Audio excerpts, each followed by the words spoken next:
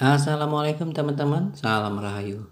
Kita masih di tentang konsep animisme dan pemujaan megalitik di Sumatera yang usianya sudah sangat tua, yang masih berhubungan dengan pemujaan-pemujaan menggunakan darah jauh sebelum Hindu dan Buddha masuk.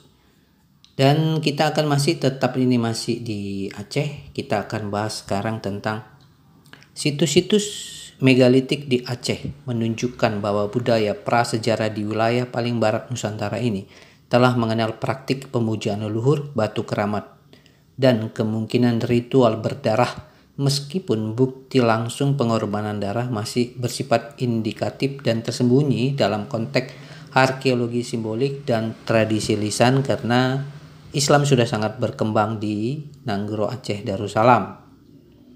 Situs megalitik di Aceh, jejak roh, leluhur dan pengorbanan. Pertama, situs megalitik Tutula, Gayo Luwus.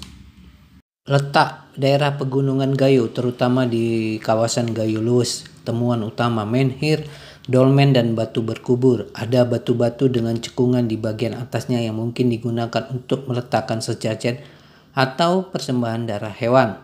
Fungsi spiritual sebagai pusat pemujaan roh leluhur yang dipercaya dapat mempengaruhi panen, cuaca, dan keselamatan masyarakat. Cekungan pada batu diduga sebagai wadah darah atau cairan persembahan. Kemungkinan dari ayam atau hewan kecil, mungkin juga bisa manusia karena ini sudah usia ribuan tahun, kita tidak mengetahui pasti. 2. Situs lukisan cadas di Gua Prasejarah Aceh Tamiang dan Aceh Tengah. Letak pegunungan Bukit Barisan bagian utara. Fitur lukisan manusia, tangan, dan hewan di dinding gua. Warna merah dominan yang mungkin menggunakan zat besi alami atau darah. Interpretasi warna merah dan motif tangan terputus menyebar seiring dikaitkan dengan ritual totemik atau pengorbanan simbolik, bagian dari praktik spiritual. Kemungkinan gua-gua ini adalah tempat inisiatif atau upacara transisi usia yang melibatkan darah secara simbolis. 3. Batu Gayo, Aceh Tengah benar meriah. Batu-batu besar yang sering berada di pemukiman adat dipercaya menyimpan roh nenek moyang. Dikenal istilah lokal seperti penunggu batu atau batu duduk nenek. Ritual adat sering menyertakan penyembelihan ayam atau kambing kecil dengan darah dipercikan ke sekitar batu. Persembahan sirih, pinang, dan sesaji sebagai penghubung antara dunia roh dan manusia. Peran darah dalam tradisi megalitik Gayo dan Aceh. Meskipun Aceh dikenal dengan dominasi Islam yang kuat, tradisi Gayo dan suku-suku pegunungan tetap menyimpan jejak spiritualitas pra-Mekah dengan unsur penyembelihan hewan kecil dalam upacara panen, kematian, dan pengobatan. Darah dipercayai sebagai energi hidup yang dapat memperkuat doa dan persembahan. Tradisi menyentuh batu keramat setelah pengorbanan dianggap sebagai cara mengundang roh. Kesimpulan, situs megalitik Aceh terutama di dataran tinggi Gayo memperlihatkan adanya penghormatan terhadap batu sakral, roh nenek moyang, dan kemungkinan praktik pengorbanan berdarah dalam bentuk sederhana. Ini menunjukkan bahwa unsur pemujaan dengan darah sudah dikenal sebelum masuknya agama formal, meskipun kini terbungkus dengan bentuk adat dan ritual simbolik.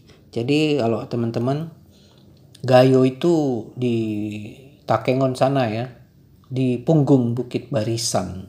Jadi memang Bukit-Bukit Barisan ini memang sangat terkenal kalau di Sumatera, tempat-tempat kekuatan-kekuatan mistis berkumpul dan tempat hal-hal gaib. Itu memang sudah sangat terkenal ya teman-teman ya.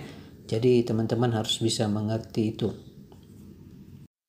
Ritual Batu Gayo, jejak darah leluhur di ujung barat Nusantara.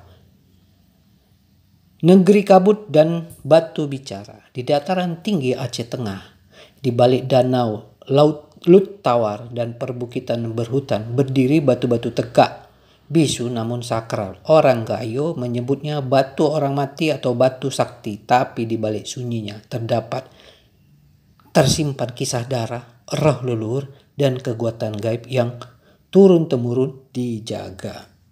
Pertama, Batu sebagai titik penghubung dunia. Batu-batu besar, menhir, dolmen, sarkofagus tersebar di Gayo Luwes, Bintang, dan Jagong Jeget. Dalam tradisi lokal, batu bukan sekadar nisan, tetapi wadah ruh atau penjaga kesaktian garis leluhur. Kadang disebut tempat di mana arwah bertapa atau penanda janji darah.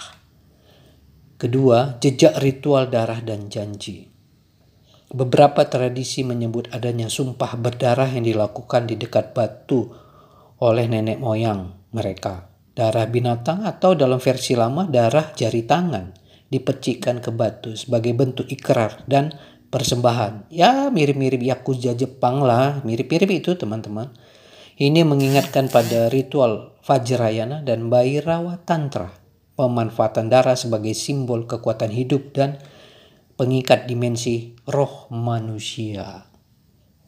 3. Warisan Nusantara yang lebih tua dari Majapahit. Batu Gayo berdiri sejak zaman prasejarah akhir atau masa logam awal, seiring masa Sriwijaya dan Lamuri. Lebih tua lagi, teman-teman. Pola ritualnya selaras dengan jejak tantrisme awal yang masuk dari India ke Aceh melalui Sriwijaya dan penyebaran ke pedalaman. Kita akan bahas nih sesudah ini itu teman-teman ya. Ini bukan sekedar budaya lokal tapi fraktal spiritualitas Asia Selatan yang membumi di Tanah Gayo. 4. Simbolisme, sakralitas, dan ancaman modernitas. Batu dianggap masih hidup. Penduduk tidak boleh sembarangan menyentuh dan memindahkannya. Sayangnya banyak situ rusak karena ketidaktahuan atau pengabaian.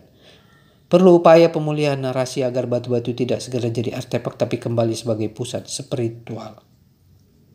Sebagai penutup, batu tak sekedar diam. Di Tanah Gayo, darah bukan hanya mengalir dalam tubuh, tapi juga dalam batu. Ia adalah naskah tak tertulis, tempat janji leluhur ditanam, dan ruang di mana kekuatan gaib tetap menjaga manusia dari kelupaan.